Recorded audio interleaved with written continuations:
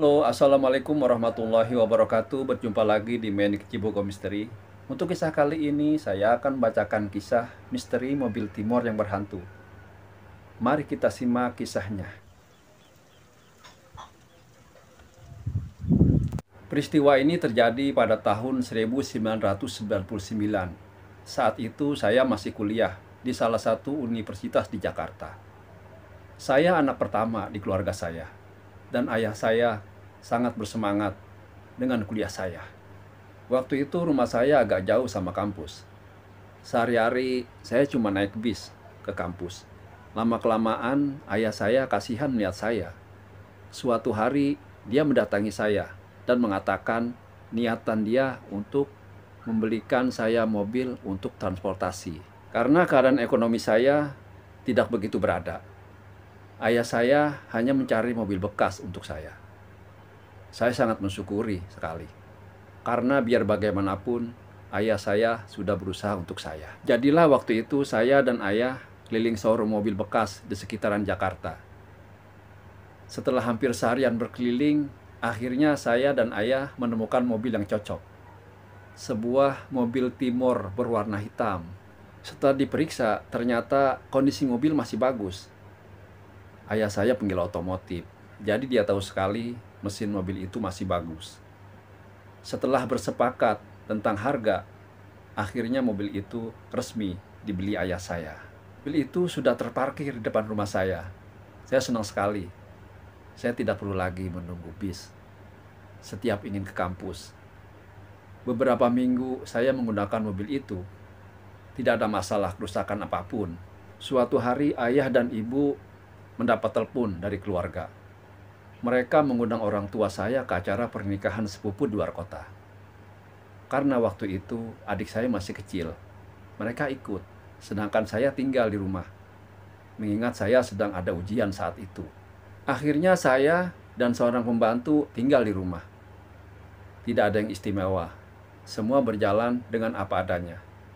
Hingga suatu malam, saya terbangun karena saya mendengar suara mesin mobil menyala di tengah malam. Saya kaget, karena ketika saya bangun, jelas-jelas kunci mobil saya ada di meja belajar. Kok bisa mobil itu nyala? Saya beranikan untuk melihat dari jendela.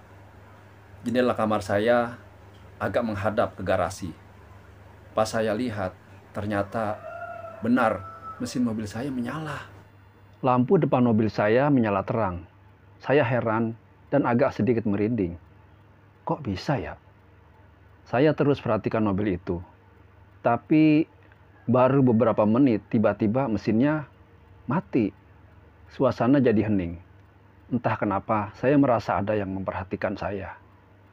Saya memutuskan untuk kembali tidur. Keesokan paginya saya cek mobil. Tak ada tanda-tanda yang ganjil di sana. Hanya saja saya baru sadar ada bercak darah yang sudah kering di bawah dashboard mobil saya. Saya agak panik. Saya nggak tahu itu darah siapa dan dari mana itu berasal. Saya tetap mencoba positive thinking. Tapi semenjak itu saya merasa nggak enak pas nyetir, terutama saat malam. Saya merasa seperti ada yang memperhatikan. Hingga pada suatu hari, saya hari itu pulang malam, sekitar jam 12. Saya masukin mobil ke garasi. Terus saya langsung masuk rumah. Di ruang tamu, saya duduk sebentar. Saya buka sepatu saya, malam itu rumah sepi banget. Sebagian lampu udah mati. Udara malamnya juga dingin banget. Ketika saya ingin masuk, tiba-tiba saya dengar mesin mobil saya nyala lagi. Padahal kuncinya ada di tangan saya. Kali ini suara mesinnya kenceng banget. Seperti digas terus-menerus. Saya penasaran. Saya buka lagi pintu rumah saya pelan-pelan. Bener, mesinnya nyala lagi. Lampu depannya juga nyala. Pelan-pelan saya coba mendekati ke arah mobil saya. Saya penasaran, mengapa mobil saya menyala dengan sendirinya? Jantung saya udah deg-degan. Keringat dingin juga. Makin lama semakin dekat dan semakin jelas. Saat saya sudah berjarak beberapa meter dari mobil saya melihat ada seseorang di dalam mobil. Sepertinya itu laki-laki. mengenakan kemeja putih, tapi kemejanya sudah kotor dengan noda darah. Saya juga nyium bau anyir yang sangat menyengat. Saya langsung berhenti jalan. Jantung saya berdegup semakin kencang. Adrenalin terasa deras di dada saya. Semakin seluruh badan saya basah dengan keringat. Ketika saya amati dengan lebih jelas, ternyata kepala bagian belakang pria itu terluka. Dari lukanya mengalir darah cukup deras. Bahkan kulit kepalanya terkelupas, hingga lapisan dalam kepalanya terlihat. Pria itu memegang setir dengan mantap, dan kakinya menginjak pedal gas. Saya benar-benar gak bisa gerak. Saya mau lari, tapi badan saya kaku. Saya hanya bisa diem. Saya mau teriak pun gak sanggup. Tidak lama kemudian, pria di dalam mobil saya itu menengok ke arah saya. Ya Tuhan, wajahnya penuh darah. Bahkan darah juga mengalir dari matanya. Seketika saya merasa seperti kena serangan jantung. Tubuh saya lemes. Pria itu terus menatap saya dari dalam mobil. Seperti sangat tidak suka dengan saya. Saya merasa harus pergi dari sana. Dan dengan sekuat tenaga, saya mencoba berjalan. Selangkah demi selangkah, saya berjalan pergi. Sedangkan mesin mobil saya masih meraung-raung. Saya langsung tutup pintu dengan keras saat berhasil masuk ke rumah. Saya langsung jatuh terduduk. Baju saya sudah basah. Begitupun wajah saya. Semua basah dengan keringat dingin. Baru saja saya ingin menghela napas. Tiba-tiba saya dengar dengan jelas pintu saya diketuk. Tok, tok, tok. Saya kaget bukan main. Wajah saya sampai terasa panas karena kaget. Awalnya pintu diketuk pelan. Tapi lama-kelamaan keras. Saya panik. Akhirnya saya cepat-cepat lari ke dalam rumah. Saya takut tidur ke kamar saya. Karena letaknya dekat dengan garasi. Akhirnya saya tidur satu kamar dengan pembantu saya. Kebetulan dia agak berumur dan taat ibadahnya. Dia tahu kalau saya ketakutan. Dia menyuruh saya tenang. Saya tertidur saat dia sedang berzikir. Hingga saya terbangun besok paginya. Dan saya berniat mencari tahu asal-usul mobil itu. Dari surat jual mobil dan surat kendaraan, akhirnya saya tahu nama dan alamat si pemilik mobil Timor itu. Tanpa pikir panjang, saya datengin rumahnya menggunakan mobil itu. Ternyata pemilik mobil itu seorang wanita. Dia sempat kaget ketika saya datang. Tetapi setelah saya ceritakan apa yang terjadi, tiba-tiba wanita itu menangis seraya melihat mobil itu. Dia menceritakan bahwa mobil itu milik tunangannya yang diberikan untuknya. Tetapi sayang, tunangannya meninggal karena kecelakaan. Malam itu mereka saling bertengkar. Karena bertengkar hebat, sang tunangan tak lagi memperhatikan jalan. Hingga mobil mereka menabrak truk yang membawa bahan bangunan dan besi-besi panjang. Kaca mobil mereka pecah saat besi itu menancap hingga ke dalam.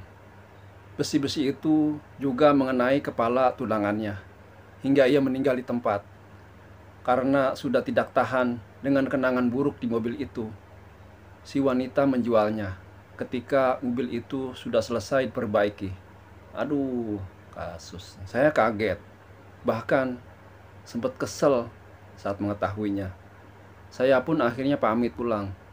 Sebelum saya pulang, wanita itu sempat minta maaf, tapi saya tetap kesel. Saya sempat berpikir untuk menjual lagi mobil itu. Tetapi kemudian saya berpikir perasaan ayah saya. Akhirnya saya memutuskan untuk berdamai dengan penunggu mobil itu. Saya sampai rumah malam hari dari rumah si pemilik mobil tadi. Sebelum saya masuk, saya sengaja tidak mematikan mesin mobil. Saya tetap berada di dalam mobil. Dengan suara yang agak kaku, saya ngomong, "Saya tahu Anda mendiami mobil ini. Saya juga tahu apa yang Anda alami. Tetapi saya mohon, jangan ganggu saya atau keluarga saya. Saya akan merawat mobil ini dengan baik dan menggunakannya untuk hal yang baik. Saya juga tidak keberatan jika Anda ingin mendiami mobil ini atau menemani saya. Tapi saya mohon, jangan ganggu saya. Setidaknya kita tidak saling mengganggu. Tiba-tiba saya merasa ada hembusan angin dingin di wajah saya. Tapi saya coba tetap tenang. Setelah beberapa menit, pelan-pelan saya matikan mesin mobil dan keluar dari mobil. Ketika saya ingin menutup pintu rumah, sekilas saya melihat lelaki itu duduk di dalam mobil di bagian depan, tepat di sebelah tempat duduk saya tadi. Tetapi saya membiarkannya. Semenjak saat itu, mobil saya tidak lagi menyala saat tengah malam. Semua kembali normal. Walaupun kadang saya menyetir, saya merasa seperti ada yang menemani, tetapi saya biarkan. Toh, tidak saling mengganggu. Sayangnya, mobil Timur itu saya jual pada tahun 2003. Bukan karena saya takut, tetapi karena saat itu saya sudah punya penghasilan cukup untuk mengganti mobil saya dengan yang lebih baru. Mudah-mudahan pemilik barunya tidak diganggu si lelaki itu. Saya harap begitu. Sekian dulu. Assalamualaikum warahmatullahi wabarakatuh.